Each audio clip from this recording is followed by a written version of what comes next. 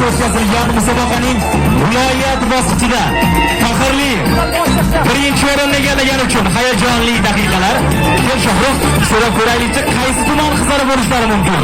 Qaysi tuman qizlari aynan birinchilikni qo'lga kiritdi deb o'ylaysiz? Qaysi tuman? Qorshinoy yurti. Qaysi tuman faxrli birinchi o'rinni oldi? Dashtg'oz mahallasi jamoasini taklif qilamiz, marhamat. Guldiroz hamda davomiy olqishlar bilan boysunliklar olqishlab turamiz.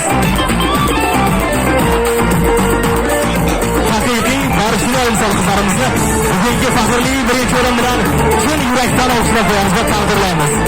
Qorshinoylar bugungi kunda Qorshinoy ekanligini haqiqatan ham isbotlashmoqda.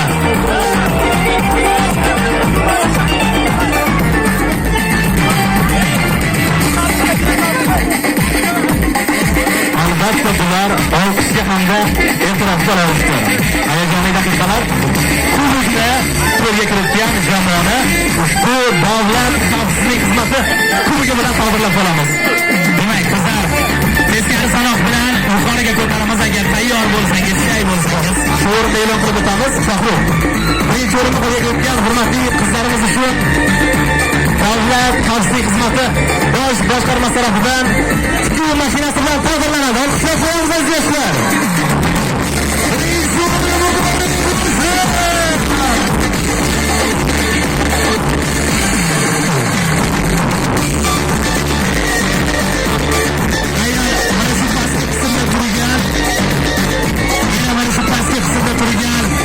Mashinalarni barchasi ushbu faxrli birinchi o'rinni olgan Boysun tumaniga nasib qildi.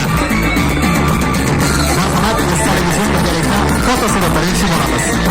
Esdalik suratlariga yasamiz. Boysun yoshlari nima ham deymiz? Faxrli birinchi o'rin muborak bo'lsin. Albatta, mini futbol turi bo'yicha taqdirlash marosimimizni ham o'tkazib bo'lgan endi kattalar o'rtasida futbol bo'yicha futbol g'oliblarimizni birgalikda taqdirlash marosimini o'tkazib olamiz.